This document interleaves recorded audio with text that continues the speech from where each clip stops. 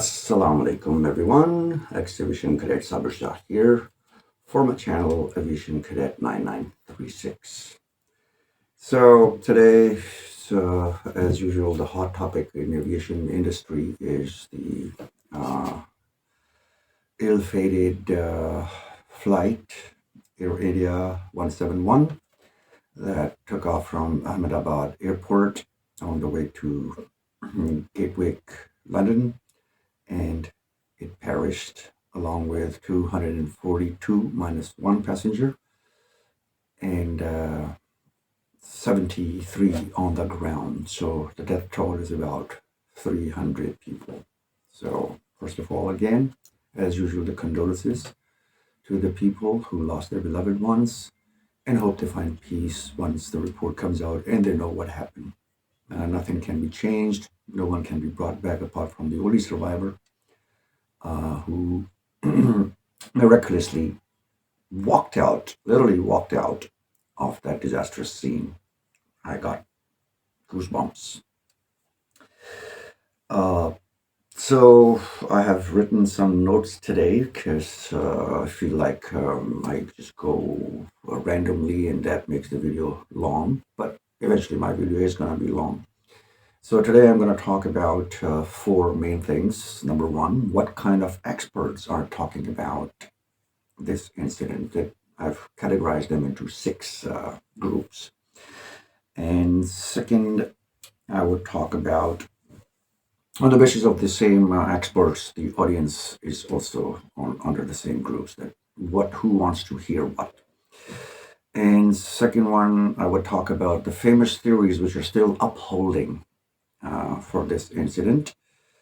And number three, I would go for the conclusion and the geopolitical aspects of this incident.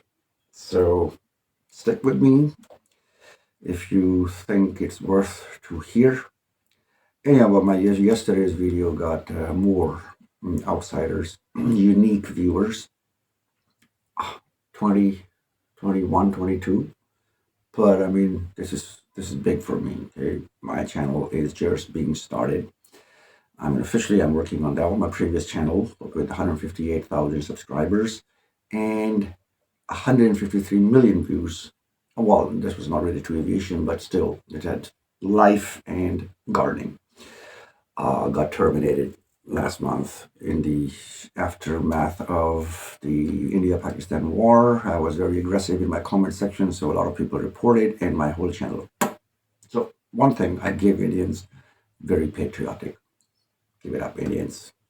I like this behavior, although my channel is down, but yeah. Whenever there is a state voice, Indian audience do go for that. And they follow their state voices. Whatever the state is saying, most of the Indians follow that. So I give you that one. Now, let's get to the topic. So, kinds of experts. Number one are the mocking ones. By the way, all these kinds of experts, they have one thing in common, that none of them have mocked the incident. They have given their heartiest condolences to all the victims, and they have declared it one of the biggest disasters in the aviation world, including me. I'm not the disaster in the aviation world. I mean, I am also the one who did regret on what happened on June 12th, 2025 in Ahmedabad with this ill-fated flight. So the mocking ones are especially Americans. And just by a few sentences, you could see that they don't want their machine to be blamed.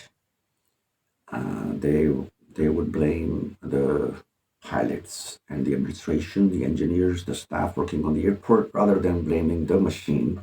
And that's why they come up with the probability of 1 out of 100 billion of whatever malfunction could have happened to this aircraft. So these podcasts I heard from the American point of view, they're mocking in a sense that they indirectly, or in indecent words, were trying to put it on the pilots, other than the uh, the machine, the computer system, the FEDEC, or whatever you call it, the malfunction of that one. That's the first 10 examples I've given already. Number two is the apologetic ones. Afraid of being assassinated by RAW.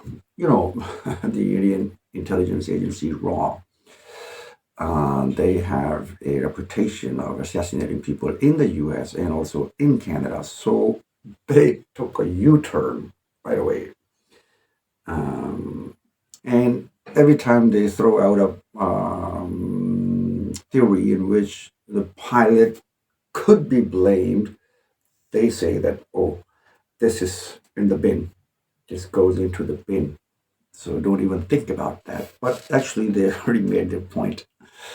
Like Captain Steve, poor guy. He's being so apologetic, red faced every time when he comes up with something. And I've been following him since day one. And man, the guy he blushes when he thinks that this is gonna offend the Indian audience, which is pro state, what you call their voice. So I mean, such a poor guy. But anyhow, that's the second kind. And now let's go to the third kind. Third kind is straight away they blame the pilots. Okay, they say, well, they turn into the second kind later on, but initially they were saying probably he pulled the flaps up, and one of them said that maybe the first officer, instead of putting the gears down, he cut the throttles down because they are very close to each other. So, although I've seen many videos how the it operates, I've seen hundreds of videos of 787-8 taking off, and once the captain flying or the officer flying, his hands is always on the throttles, and the first officer gets the gears up. But I mean, not possible. But yeah, again, in the end, with the conspiracy theories, I would explain that with Indian pilots how that could be possible. So number four is the neutral ones, waiting for the report to come out and pitching valuable theories like Jeff Ostroff, as I mentioned. Um, Even these people they're agreed on are the rat deployment. He was on June 13th when the original video made by the way, that boy has disappeared because he would have been a key witness to, because he's making a video of the airplane only standing on his rooftop. And he has no idea, of course, or he has idea. He has told to make that video, but I mean, that guy has disappeared. And he's a key witness to everything. Because once he was making the video, of course, the thought came into me, oh, I can see this aircraft coming in very low. So he must have heard something before that. He must have, you know, seen things. So, and he was not under the trauma which this only survivor went through, and getting a second life. This is, I mean, that guy's testimony would not carry any weightage, whatever he says, because he is under trauma. This is PTSD. This is more than what normal people can take in. By the way, that guy is British. He's not Indian, but his English level is pretty limited. But anyhow, that's additional piece of information. But this boy, on the other hand, could have. I mean, he could give good testimonies. In flight PK8303 on my channel, I have sent the testimonies of the younger kids who were playing cricket, who play in the streets. And whatever they saw, they reported. And later on, it was found out that what they said was quite right. The survivor, well, there were two survivors on that airplane too. Flight seat 1C and seat 8F. And this one is 11A. The 171 survivor, and the account of the survivor later on when he got into senses, and then whatever statement he gave, the boys had the statement originally, and they actually first, not the second, because they were the first one to quote that, and the survivor quoted the same incident later on. So but they don't have any connection with each other, but because Survivor was in ICU, and from there his first interview was conducted where he told that how he got in what buildings it hit. And those kids literally, they said that it hit in a mosque's tower, and then went into a very tall house, which was of a bureaucrat, a deputy superintendent police, four-story house, and then it crashed. And these kids, they did mention about the smoke, trailing smoke, which was missing from the report. So if these kids, they reported, and there were 3 to 4 kids, so it's not the testimony of one kid, 4 kids looking at the things at the same time, and they gave the statements and that matched, mostly matched. The only thing was the trailing smoke from the engines. But anyhow, what I'm saying is that that kid has to be found. His video has been sent. Okay, so let's move on to the next kind of experts. Number 5 is the conspiracy theory creators, mostly Indians. I've been watching Burkha Dutt and Arnab Goswami. I know these 2 people from the marathon transmission they did during the Pakistan-India conflict recently.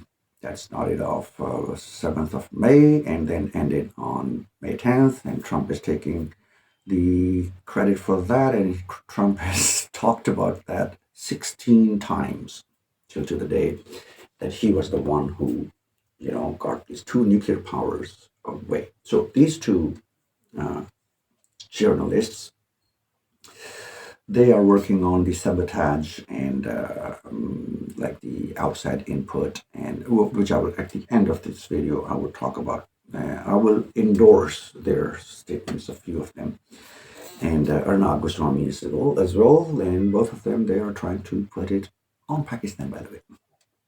Eventually, in the end, they would, when I want to talk about the geopolitical reasons, I would mention in that one, so stay tuned. Number 6 is, don't give a rat ass F about this incident. They don't care. Mostly Pakistanis, apart from me. I haven't seen any Pakistani experts talking about it, apart from one video on day 1. One of the civil aviation guy was asked in an interview with Jazeb Khanzada, one of our anchor, very neutral and good one. He's not a warmonger, or he doesn't spread, chaos in the public. So his audience love him. I like him very much because he's very detailed and, logical and with the evidence for anything he reports. So he invited that guy up, and I would put this guy, the Pakistani guy, actually, I would put him in the category 4, the neutral ones, who would say that, okay, these are the facts which we have, but we need to wait for the report to come out. And again, so these are the 6 categories of the experts. If there's any other category, please tell me. I will mention it in the next video. Now let's get to the famous theories that are upholding among aviation experts. That would be a bit detailed. Number 1 is dual engine failure upon takeoff. Okay, I'm talking about the famous theories. 1, dual engine failure upon takeoff.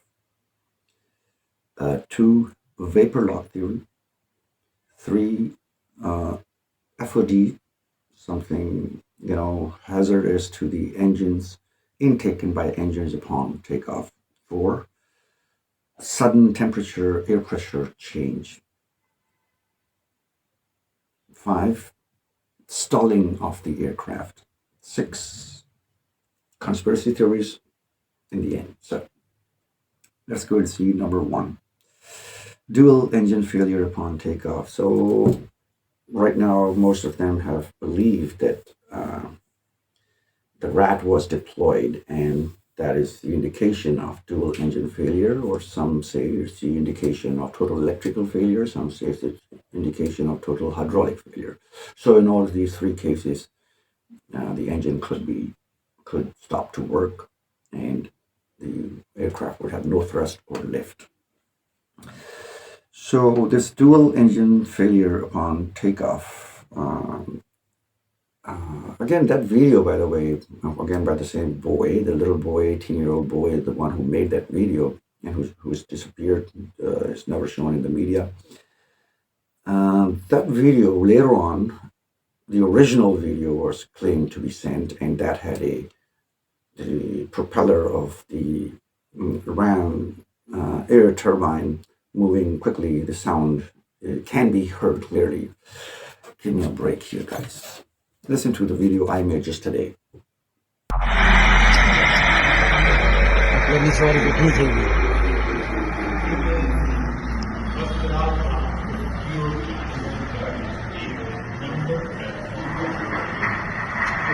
You heard the UFO landing sound. I just added it. So the original video recorded by a camera, again, any audiovisual expert would not endorse that this sound is real-time sound or added later, unless there are ways to separate all these sounds.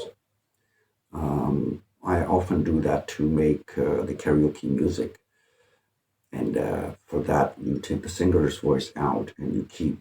So this works amazingly. You can take each and every sound out because it has different kind of frequency. A proper forensic test would confirm that even this latest video sent is true. I doubt that. I could put a train voice, I could put the ambulance siren into it, and then what do airplanes have the engine sirens? There is no physical, visual evidence of rat being deployed. And which, when I will talk about the vapor lock theory, I will talk about that in that one, so stay tuned. So right now, dual engine failure is accepted by most of these about 6 categories experts. And number one under that one, the reasons for the dual engine failure: A, fuel supply cutoff. Now, fuel supply could be cut off. Now, all those 6 categories of experts, number 6 is, I told you, they don't give a rat's ass. They're waiting for the report. So the 5 ones, the mocking ones, the apologetic ones, and all the other categories I just mentioned above. Some of them say that the fuel supply was cut off. The conspiracy theorist ones, they said that probably the first officer was inexperienced, so he just reached up to in order to restart the engine, because the first indication you get for any problem is your ears, period. Machines, of course, they start to blink and give you all the warnings, yes. But once you are taking off and your engine is at full power, and a slight change from normal, you would observe that. Pilots are made to observe things. So they would have known right away if there was anything wrong. So the first thing in your memory, whenever you have engine failure upon takeoff, you try to restart the engine. Although Boeing 787 has the computer FIDEC working for that.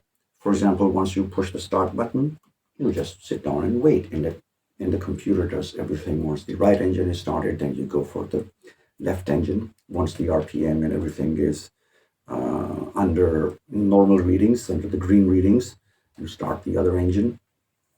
By the way, it was the brand new right engine installed on this aircraft. It was brand new, like 2 months ago. And the previous one, the left engine, was overhauled about 2 years ago. Well, it has a few thousand hours, and then the overhauling is done, not before that. So probably in 2 years, it hasn't reached to 5,000 to 10,000 hours of flying. So that's why the left was not replaced. It was overhauled 2 years ago, and still to the date it wasn't overhauled, but the right engine was replaced. Why? No, we don't know the reasons, because the Indian Airlines CEO, he gave an interview just yesterday, and he mentioned this thing. So that's how I knew. So the first officer, again, his now everyone is talking about the main pilot, the captain of the aircraft, who has 8,000 hours of flying. But Mr. Clyde, uh, he has 1,100 hours. Now, seems like still a pretty experienced guy, but I checked. He was graduated as a pilot. I mean, completing his ATPL, his CPL, his PPL, all these certifications required to be a pilot in 2011. He was graduated from Paris. So he completed and his mom is a ex-flight attendant who worked for 30 years in Air India. His uncle is an actor. So you see the nepotism. What I'm trying to say here is getting involved. The nepotism.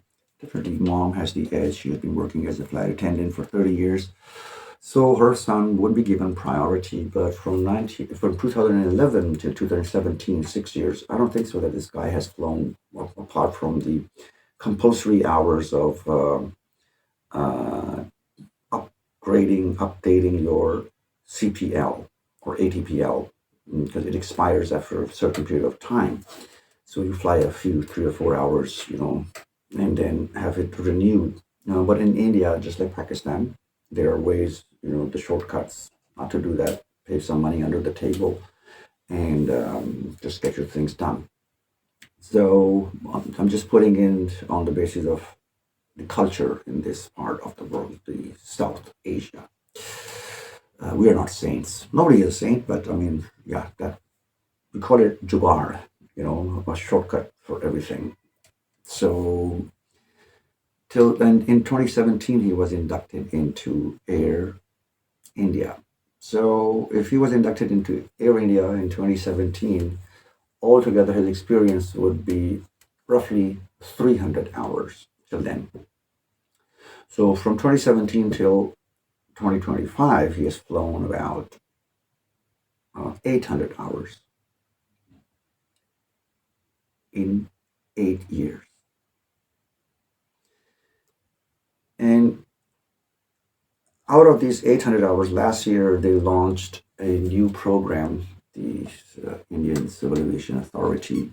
They launched a new program to induct pilots for Boeing 777 and Boeing 787. And that started in 2023, not last year, 2023. And it was a crash course to train the pilots, the first officers, to become co-pilots on these two airlines, these two airplanes. So that was a crash course of about 150 hours each. So that means that he flew, I think, 400 hours. Well, I would put it under whatever the correct is. But let's say if it was 150 hours.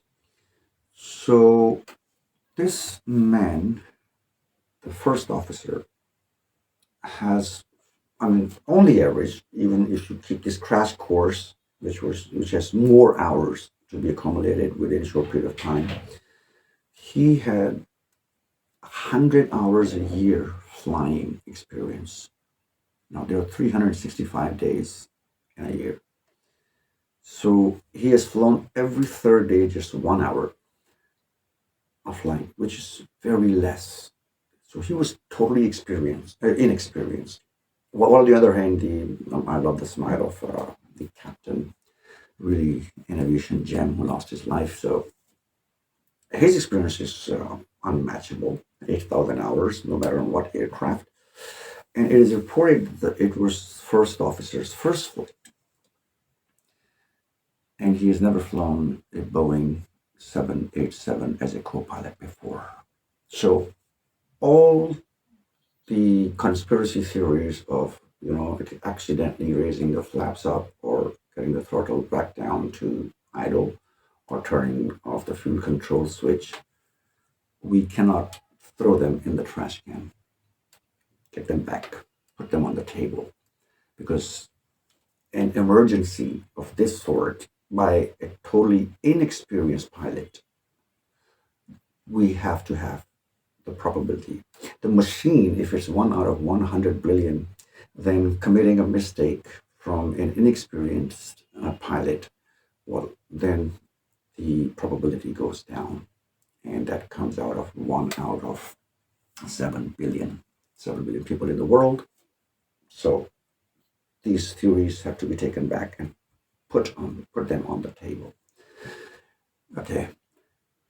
B, under that one category, A was the fuel supply cut off for various reasons. B, air supply cut off, and that brings in the bird hit. But if there's a bird hit, you would see a prominent, motion in the video of both the videos. Although the second video, the young guy who made that video, no, we cannot say about it because that is after, because that's the last 12 seconds of the aircraft when it crashed. These are the last 12 seconds. So we know that in the last 12 seconds, whatever happened, happened, and the aircraft was going down. But the the taxiway video from the security cam, well, by the way, that video has cut that is edited. I don't know the reason behind that, but I have found at least 6 to 7 seconds altogether.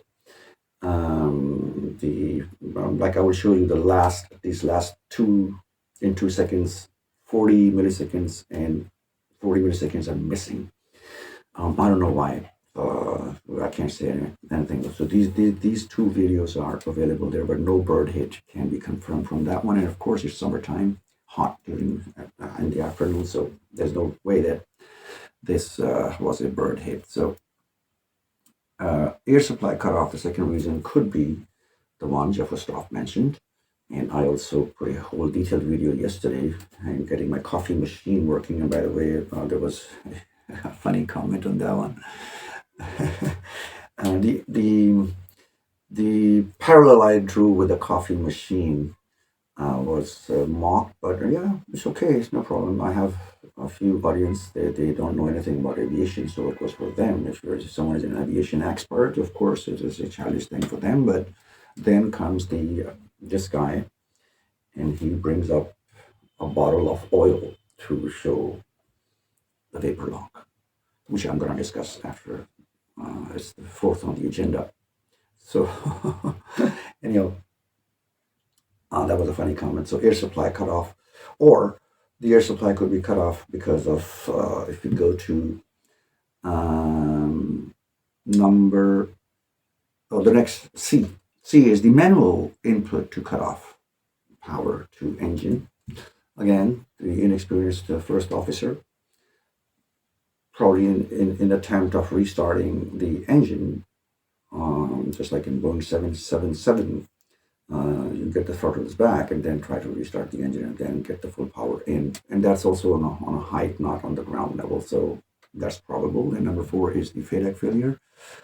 The digital electronic control of the aircraft, which actually tells like throttles are nothing. They do not pull any levers in the they're not linked to any of the systems. That is to tell the computer, once you, in these aircrafts, in 787-8-9 especially, once you get the throttles to a certain level, it sends through sensors, it tells the computer to perform the acts on whatever the hardware is. So throttle itself is nothing. You could have it, if you could have remote control throttle, it's going to work the same way. One is installed there because you don't want any FODs, so you don't have a movable throttle that is fixed to a certain. But yes, that's true. And number 5 is wrong input to ECC. FCS and FADEC. Okay, yeah, there's the wrong input to the flight control systems or the electrical control systems and electronic control center, and then the FADEC. So what does that mean? That's again Jeffrey Stroff, his video, that probably the elevation of the airplane was not given correctly. And yesterday I discussed about the air intake probably was disturbed, which would end up in compressor stall. And compressor stall doesn't mean that it has to give those warnings, because it has to last for a little longer time when it gives that warning out, or like you will see the rings coming back at the engine, or you will see even flames, sparking at the back of the engine. But it could be quiet too. The aviation industry knows that compressor stall doesn't mean that you have to hear a big bang and smoke coming out. No, it could happen because of the air supply uh, being cut off. So these are all interlinked things.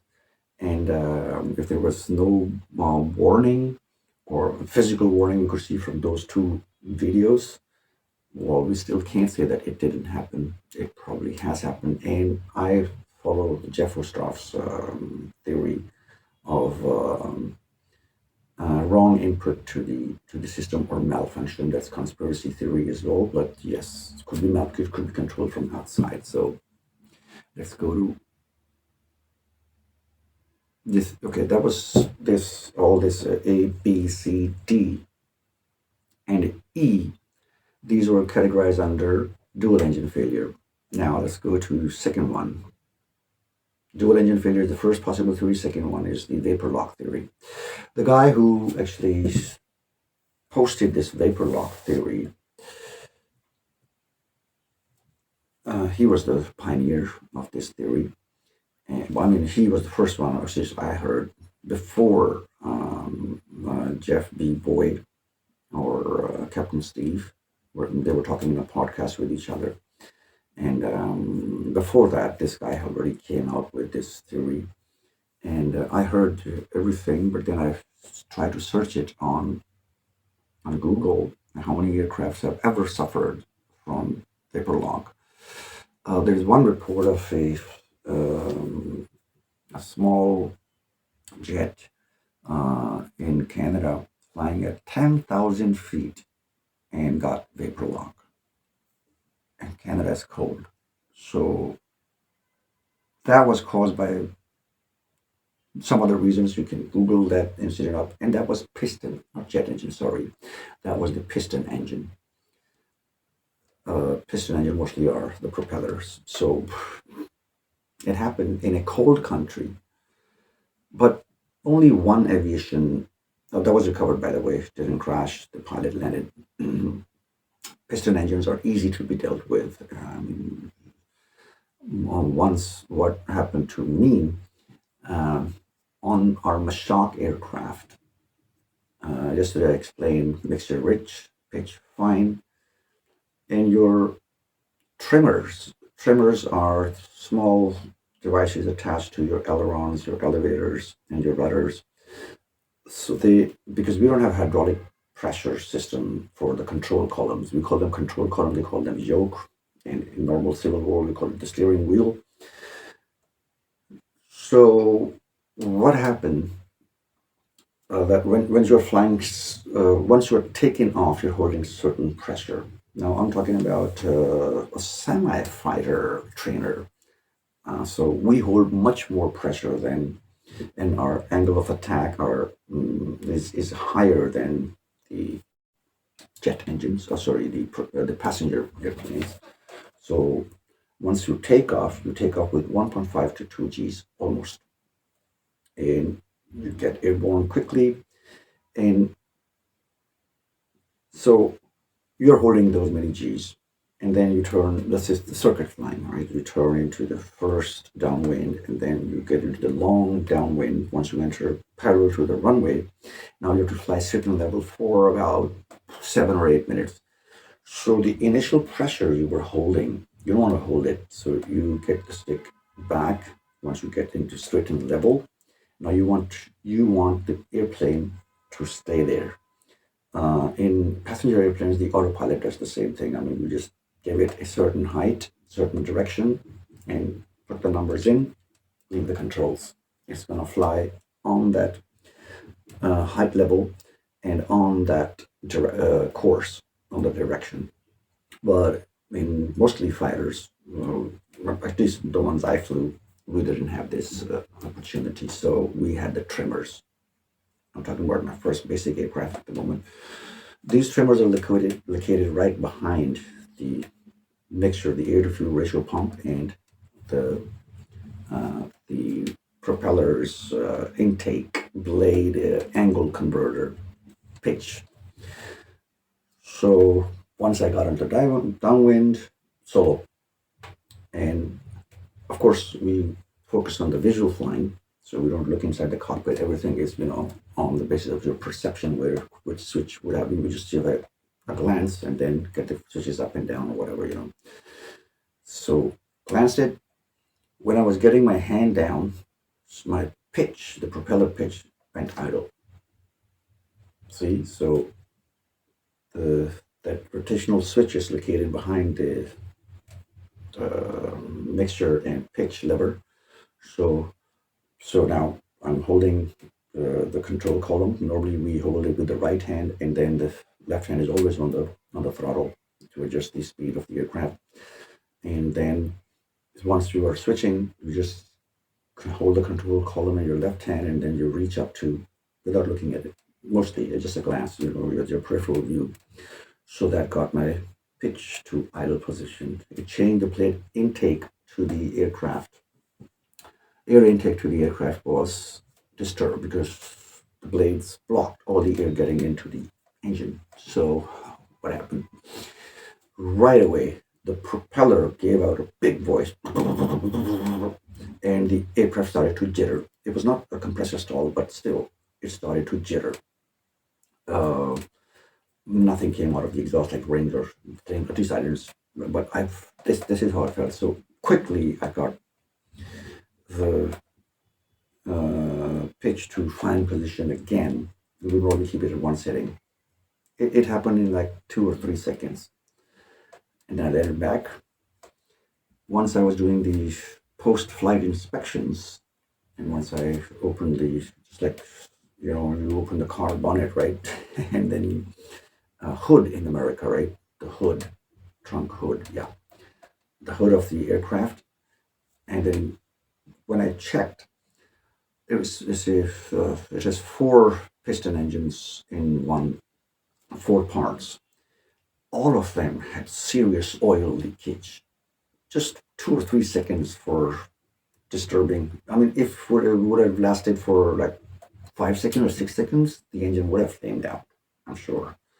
Oil leakage, but I reported that one right away in form 47. We have 247, the post-flight form. So that happens once you cut off the supply of air to the engines right away. Now, that could be manually or sabotaged or whatever you call it. So this was the vapor lock. So vapor lock theory, yeah. The fuel itself is cold in nature because actually it's gas under normal, under the room temperature, the average temperature. It is considered gas, highly combustible. If you expose it to outside temperature, it's going to evaporate right away. So in order to get the gases turn into liquids, you need to cool them down beyond your imagination. It's like you have seen the movie Terminator, where the liquid nitrogen truck hits the Terminator. And then it's that cold. That's liquid nitrogen, by the way. But liquid fuel, how do you say? Not the melting point. What do you call from gases to liquid point? Whatever it is, okay, I will just put up a thing because it's not freezing point, boiling point, reversible. So that's very high. So these fuel lines, they itself are this fuel itself is a coolant to the airplane, the lines, fuel lines that supply. Jet engines are different from carbureted engines or piston engines. They have their own ways to inject this fuel into the system. So once normally these fuel lines are located in the wings, right? Because in the fuel tanks are on top of the engine itself, so they can work with the gravity as well, but they are pumped. And this is the difference between engine, piston engine, and also the jet engine's main difference is that the flow of fuel is made smooth through these injectors. Those inject fuel into the engine, into the compressor where these things get together and then, run the engine. So these itself, the material used is highly resistible for outside temperatures. A normal engine outside, okay, once in the air, it can produce a heat of 1200 degrees. And inside the combustion where it happened, it can go up to 3000 degrees. And these fuel lines are still lying on top of the wings. So engine producing that much heat does not affect. And that's why there's no history of vapor lock. So that's one of the things that these things are actually, and this is the probability of happening this in a jet engine is 1 out of infinity. It's the probability is this little because it's fail safe. It's proof. I mean, heat proof. This is what I want to say. The fuel itself cannot, boil inside. Although the flash point of the fuel is very low, but that's exposed in the atmosphere. Well, then their flash point is very low. But within their safe heavens, you can't even touch it. Nothing happens. We used to get fuel check. We used to see that if fuel drainage is okay. So under the wing, next to the fuel tanks, we used to push that little knob, and the fuel used to come out. In hot weather, like the temperatures in the place where I was flying, in hot weather, the temperature could go up till 45 degrees, 41 to 45 degrees, 110 Fahrenheit. And sometimes, once we used to, in winter, of course, we could see the fuel dropping on the ground. And if the sun is there, it will evaporate after like a few seconds. But in summer, literally, once you push that knob, fuel falls out. And when the temperatures were at 40 to 45 degrees, it doesn't even touch the ground. It evaporates before touching the ground. And we were using avgas. I'm talking about the first aircraft. Avgas is the aviation gasoline. I don't want to say the name of the fuel because that's secret. So, yeah, don't get me hanged for that. But this is what I'm saying. Highly combustible, highly evaporatable, because in normal temperature conditions, it is gas. And it is kept as a liquid fuel because it can be kept in that system. So vapor lock is, I would throw that theory into the dustbin because it has never happened before. There's no history of any of the jet engines. And piston engines, aircraft, only one incident that reported the vapor lock. But yeah, of course, on cars and racing cars, that happens because they are not meant. They're coolant. You add the coolant to your oil once you get your tanks filled. So this is not possible. Sorry, break your heart. So number 3 is the FOB intaken by engines upon takeoff. Well, for that they gave the theory that because it went to the threshold of the runway and then it came up and there was too much dust or something was sucked by the engines. But again, 2 engines can't do the same mistake at the same time. 1 out of 100 billion, not ruled out. sudden temperature and air pressure change. Today I heard a guy, an Indian guy in the US, an engineer, and he came up with this theory and he gave up a few charts. Makes sense, but that doesn't explain the total thrust lost, and that results in the lift loss. No, it is. And these aircrafts are like the turbulence in the air, right?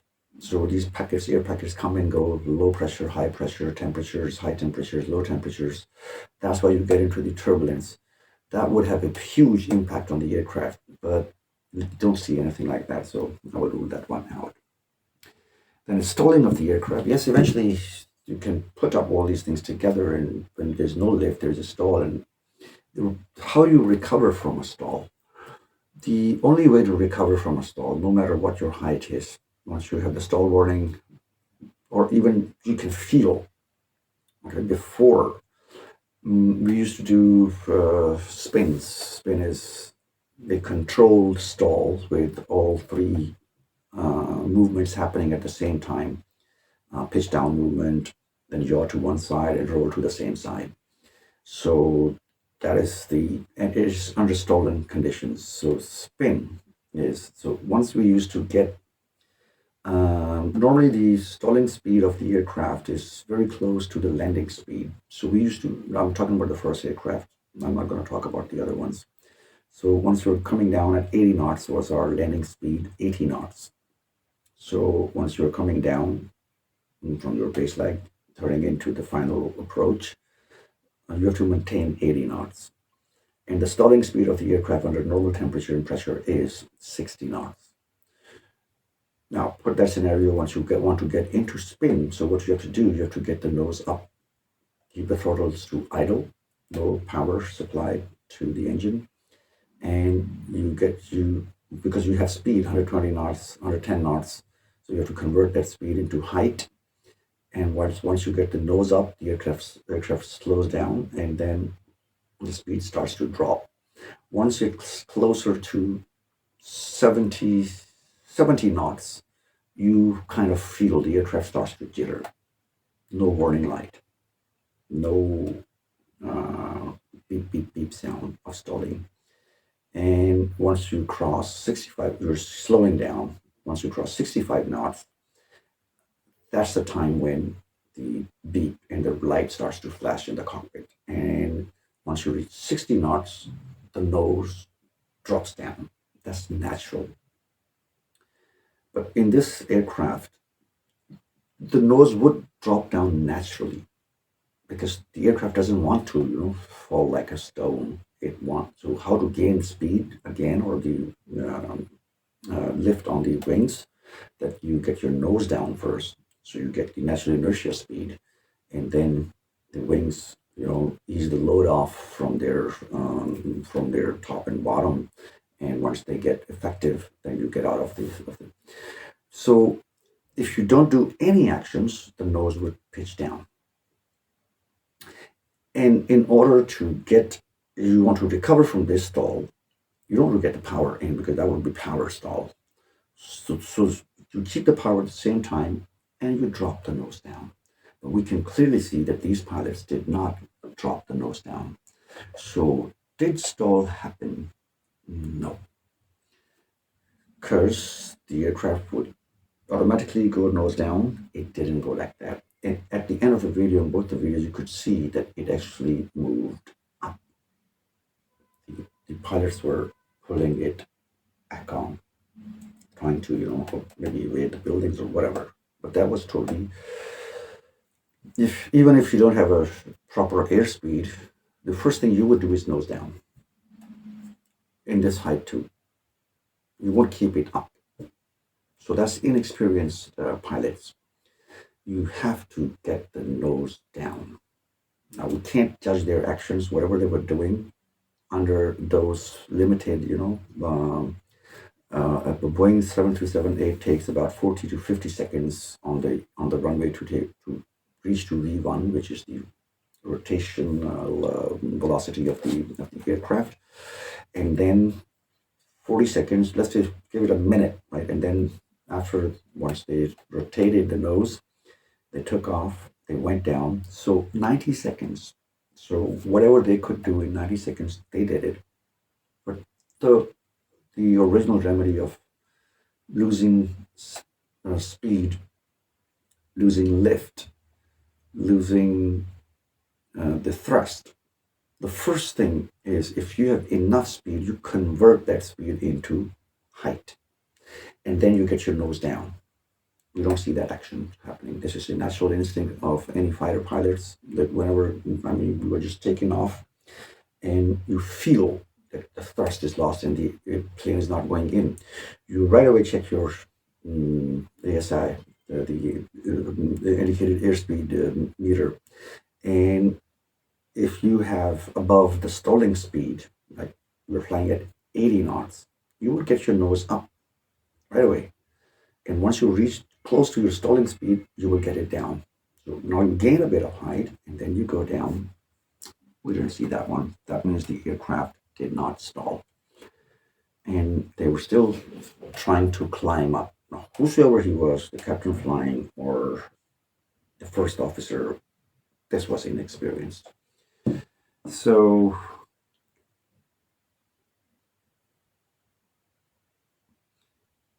well, I will go to the conclusion directly, and I will not talk about the conspiracy theories because I think I've blended conspiracy theories as well into it.